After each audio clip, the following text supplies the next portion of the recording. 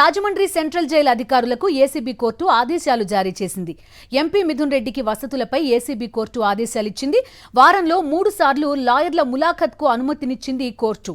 వారంలో 3 సార్లు కుటుంబ సభ్యులు ములాఖత్ కావచ్చని కోర్టు చెప్పింది. మిథున్ రెడ్డికి జైల్లో బెడ్ సదుపాయం కల్పించాలని ఏసీబీ కోర్టు ఆదేశించింది.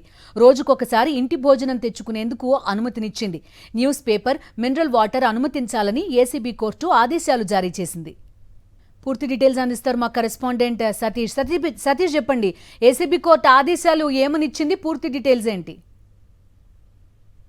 రాజమండ్రి సెంట్రల్ జైల్లో ఉన్నటువంటి ఎంపీ మిథున్ రెడ్డికి సంబంధించి సదుపాయాలపైన రాజమండ్రి జైలు అధికారులపైన ఫిర్యాదు చేసిన నేపథ్యంలో మిథున్ రెడ్డి లాయర్లు ఫిర్యాదు చేసిన నేపథ్యంలో ఈ రోజు విచారించినటువంటి ఏసీబీ న్యాయమూర్తి ఆ విచారణకు సంబంధించి ఆ తీర్పును కొద్దిసేపు వెల్లడించారు.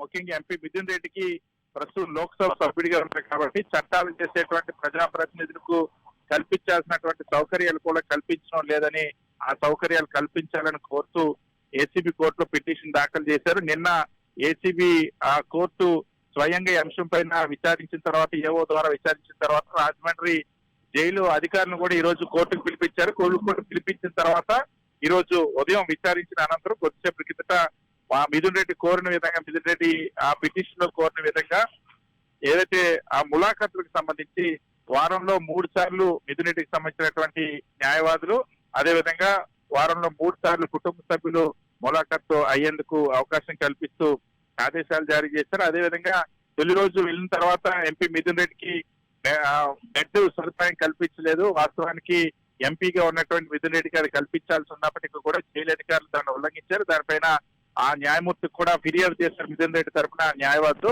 ఈ నేపథ్యంలో స్పష్టంగా ఆదేశాలు కూడా ఇచ్చారు న్యాయమూర్తి, బెడ్ సదుపాయం కల్పించాలని. అలాగే ఇంటి భోజనానికి సంబంధించి రోజుకు 3 పూట్ల ఇంటి భోజనం అనుమతించేందుకు అనుమతి కోరారు మిథున్ రెడ్డి తరఫు న్యాయవాదులు.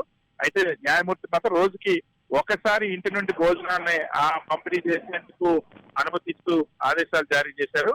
అదేవిధంగా మిథున్ రెడ్డి ప్రజాప్రతినిధిగా ఉన్నారు, ఎంపీగా ఉన్నారు కాబట్టి న్యూస్ పేపర్లు చదవడానికి న్యూస్ పేపర్లు సమకూర్చారని, అదేవిధంగా తాగునీరుకి సంబంధించి మినరల్ వాటర్ కూడా అనుమతిస్తూ న్యాయమూర్తి ఉత్తర్వులు జారీ చేశారు. ఈ ఆదేశాలను రాజమండ్రి జైలు అధికారులు ఖచ్చితంగా ఇక మీదట అమలు చేయాల్సినటువంటి అవసరం ఉంటుంది.